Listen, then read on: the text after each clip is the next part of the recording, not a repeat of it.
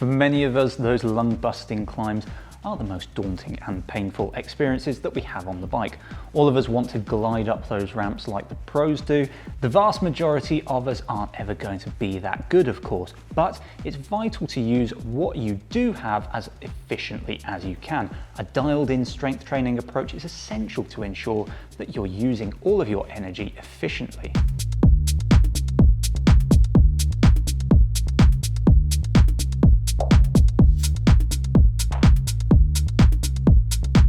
As discussed in part 1 of our strength training series, the core is everything between your neck, elbows and knees. For climbing and sprinting especially, we need to make sure that everything is working well together to stop you from becoming too loose and looking like you're doing gymnastics on the bike. There are 7 exercises in this video, and that will be enough for most riders to boost their climbing performance. They also lay the foundations for adding more explosive exercises to your routine further down the line if you wish. Guiding you through the exercises is Menachem Brodie of Human Vortex Training. He's a qualified cycling and strength and conditioning coach with over 15 years of experience helping everyone up to the pros. If you have any questions about the exercises, then comment below and we'll try to help. Over to you, Menachem.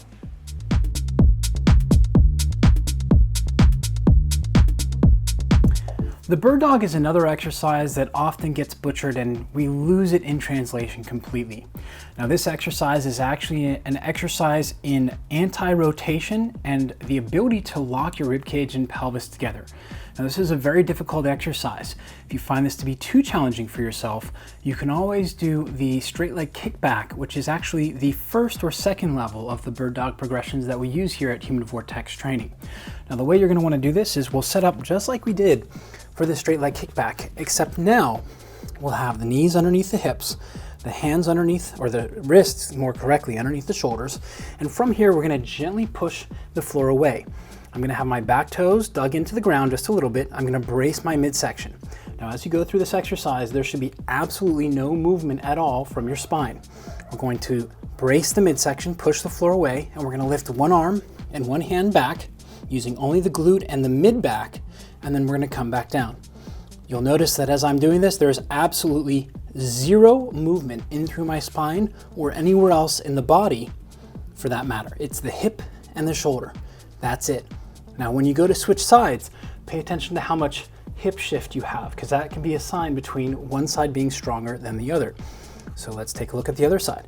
Push the floor away, spine neutral, brace, right arm, left leg, hip and shoulder, and then back down. So you see I lost that shoulder just a little bit. So we want to make sure we're not shrugging. We're going to stay nice and solid. Start off with only as many repetitions as you can do with great technique, and work on holding the top position for 1 or 2 seconds, getting a squeeze of the glute and the mid back to work right in through here as opposed to the upper shoulder, and work on that. That'll usually be good for about a season or 2. Glutes and deadlifts have become all the rage here, but the challenge is that many of us don't learn how to properly lock together the rib cage and pelvis. The side plank hinge is a fantastic exercise to help you learn how to do so. Now, some of us will call this a modified side plank, but pay attention to the cues and how we're actually going through the movement, because it is much more challenging. Now, what we're going to do is we're going to start off on the floor in what's called a hook lying position. So my feet are stacked, my knees are together, very important, and my hips are behind my knees, about even, or a little bit behind my shoulder. I'm going to bring that shoulder blade back and down and push the floor away, getting long in through the elbow. Now from here, we don't want to have a sag. We want to brace the side to keep a nice straight line. Now from here, we're going to hinge up and forward into a straight position, keeping the rib cage and hips locked together. So I'm going to brace and hover just a little bit, and then I'm going to come up and forward. Now, it's not uncommon at the top to realize that your elbow is a little bit short, so you'll come back down, keeping that brace position, fix the elbow, and then we're going to brace, hinge, hover, and then come up and forward. Notice my knees are staying together. Now, for some of you who have tight tensor fascial lattes, you may notice that this is very challenging. The knees want to pop apart. Work with what you have. You can always put a foam roller in behind, but you'll notice that as I'm going down, I'm going back and down. I'm not just dropping my hips to the ground. So very important to pay attention to how you're actually executing the movement. Side plank hinge, Fantastic way to start to build up your climbing and your sprinting power. One of the areas we tend to ignore as cyclists is our mid-back, the lower and mid-trapezius and the rhomboids. This is a big problem because those have a huge impact on how a lot of the body works, as they're right at the center of the body. Now, as we go through and we want to try and work on these, there's a number of different exercises, but I really like the reach, roll, lift. The reach, roll, lift, we're going to start off on your knees. You're only going to come back into as deep of a squat as you can maintain a nice straight spine. So we don't want to come back with the butt to the heels. You want to stay nice and neutral. And when you get to that neutral position, you're just going to drop down into the elbows. You'll notice I have to rock forward just a little bit. Now from here, the name of the exercise tells you exactly what we're going to do. We're going to find spine neutral, looking straight down. We're going to tuck the chin, push the shoulder blades forward just a little bit and down. Now from here, I'm going to reach, keeping the pinky on the floor. I'm going to roll, and then I'm going to try and lift from the mid-back.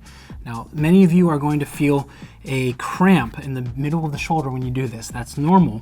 In that case, you'll just do the reach, roll, and then think about lifting without actually lifting. And we want to make sure that when we do this, we have as straight of an elbow as possible. So that may mean some of you have to come out to the side a little bit.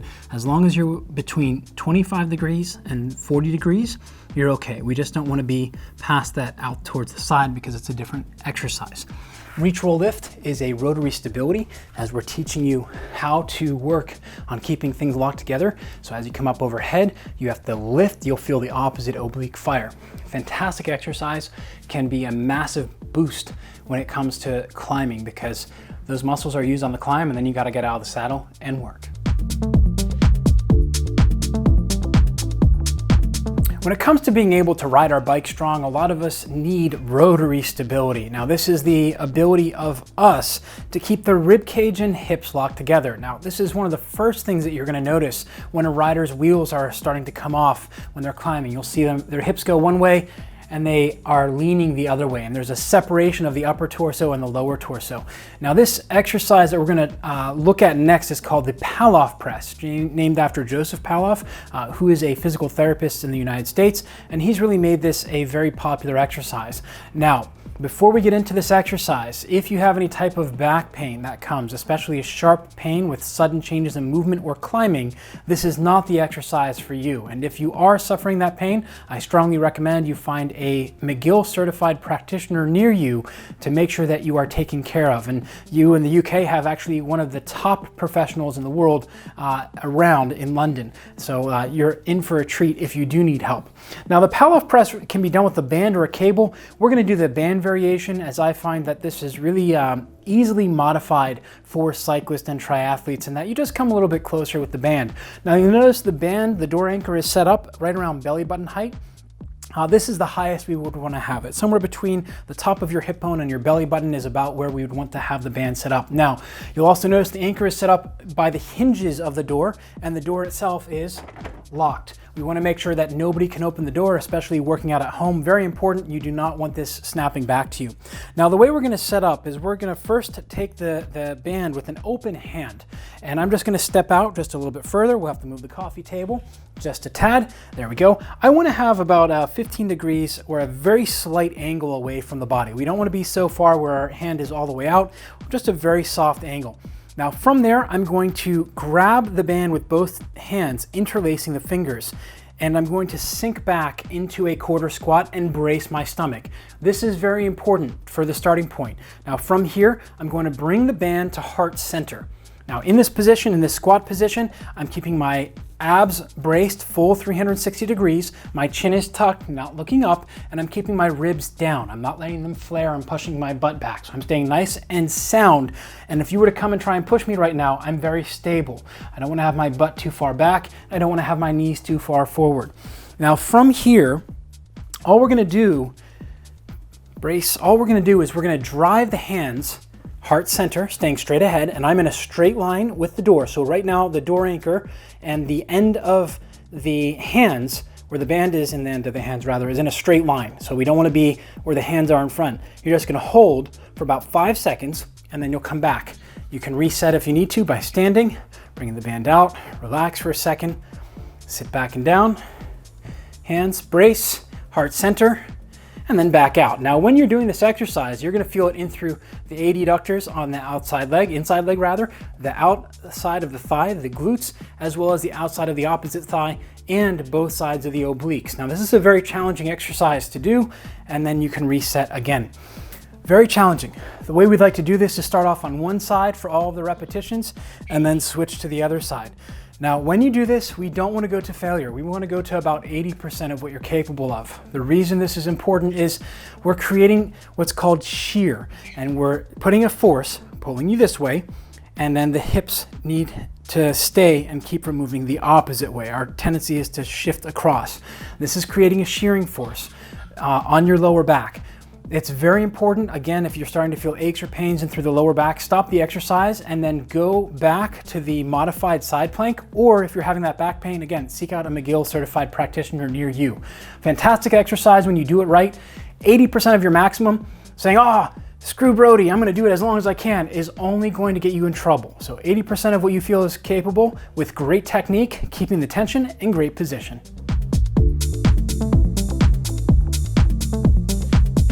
When it comes to building speed and explosiveness, a lot of us tend to think about jump rope and box jumps. In fact, there are a plethora of other exercises that fit in between those and can really help us build speed and power on the bike and are very challenging from a motor control standpoint. And this is one of the ways that strength training can and should help you as a cyclist, is getting you better motor control. The snap down is an exercise where we're actually going to be up on the toes, and we're going to teach you how to accelerate yourself and then slow down going down into the ground. There's no actual jumping involved. Now, the thing is that the postures and positions and how you're coming down are going to matter a lot. The way we're gonna do this exercise is we're gonna start off with the hands up overhead. We're going to come up onto the toes. So if you can't bring your hands all the way overhead like I can, just bring them forward and keep your elbows bent. What's most important is we don't want to hinge in through that spine. So we don't want to create this arch. Only come up as high as you can. If here is where you are, that's totally cool. Work with what you got. Now from here, keeping a nice neutral position, my chin is tucked, if you can see that, and I'm standing nice and tall. My elbows are straight. I'm going to snap down as fast as I can. Now in this bottom position, you're gonna notice that I'm in a riding-like position. My chest is up, my back is straight, my hips are back, my knees are in front of and over my toes, but my feet are flat on the ground. I'm gonna hold that position for a second, shake it out, count to 10, and then I'm gonna do this again. Now this exercise is dependent on the posture at the bottom and your ability to come down fast, not from the hands, but from the hips. Let's do one more together. Starting tall. Deep breath to get relaxed. Up, balance, down. Notice my hands come all the way back behind me. We don't want to stop them here unless you have a shoulder injury or your shoulders are very tight. We want to try and get those hands back, and notice how I'm absorbing that lowering phase in through my glutes, my hamstrings, my abdomen, as well as my calves, and even my arms. So this is a fantastic exercise, really helps you to get better postures and positions as well as explosiveness on the bike. When it comes to upper body work, there's a lot of different things that we as cyclists can and cannot do. However, what we find is that our shoulders and our upper back tend to be big limiters for us. The exercise called the Kettlebell Halo may be a great fit for you if you can't press weights up overhead. The way it's going to work is we're going to start with the kettlebell upside down. We want to have it right about eye height. Now what we're going to do is we're going to try and keep the center of the kettlebell at an even level as we come up and around the head. We're pulling from the mid-back, keeping the entire body nice and braced, not allowing our hips to hula hoop as we come around. So this is a very difficult exercise. It requires a lot of core control, as well as the ability to move your shoulder blades freely on your rib cage. Now this is a great exercise. It can be really beneficial, but if you have any type of pain, discomfort, numbness, tingling, loss of sensation, you should stop it immediately and see a physical therapist to see what's going on.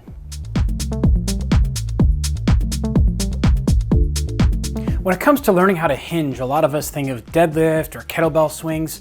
While that may be, these may be good choices, in fact, we have a far better choice to help you learn how to master a basic hinge pattern.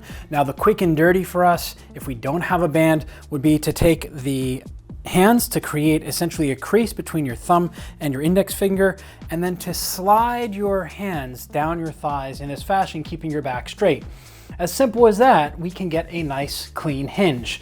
However, as cyclists, we would like to add a little bit of strength through that range of motion. And this is where the band hinge with an isometric contraction at the top can really help you learn not only how to hinge, but to maintain tension and to produce power. The first thing we want to do is make sure that the anchor is in the back of the door. So this is going to be back by the hinges. This is really important, as we want to make sure that if someone does open the door, that we are going to have time to let go of the band. And also we want to make sure that the door is locked. Very, very important, especially if you're working at home. Nowadays, Corona time, everybody's home, so you never know who's going to open the door. The last thing you want is the band to snap through. Now, when we go for this, we want to step into the band, and what we're going to do is put the band right at our waist. We want to have it right on the bones on the waist. Now from here, now you'll notice the band is anchored right around 4 centimeters below knee height. If you need a little bit more aggressive, you can go below the hinge, but this is about where we want it to be, around 4 to 6 centimeters below knee height. Now from here, you're going to have it right below the waist, and you're going to step out until you feel that band wanting to pull you backwards. Now from here, what we like to do is set up our feet so that we're a little bit wider than shoulder width to begin with. From here, we're gonna let that band pull our hips back, and we're gonna let our hands slide down our thighs. You'll feel the weight shift back just a little bit towards the heel. That's okay. We're gonna keep the toes flat on the ground, keeping our back straight, our ribs and hips locked together. We're gonna push through the middle of the foot and come forward and brace the abs at the top while squeezing the glutes. As I'm doing this, the weight's shifted forward on the ball of the foot just a little bit, but the heel stays down. This is the hold. We're gonna squeeze, bracing the abs, as well as the glutes, and then we're gonna hinge back.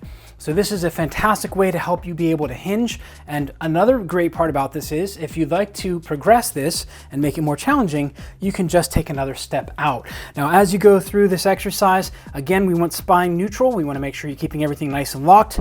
We want to make sure we're not going into riding position where the head is looking ahead, nice and neutral, coming down. Boom, coming up, glutes, abs, everything is squeezed at the top. When you're done, come back into that neutral position and then walk back from there. This is the band hinge with isometric contraction. So there we are, a magnificent 7 of exercises that will help you understand your strengths and weaknesses in order to become a better climber and hopefully never run out of gears again. Who knows, with those improvements, you might even start to enjoy climbing. Don't forget to like this video and subscribe to road.cc for more great content, and check out our strength training playlist for more videos in this series. Cheers for watching.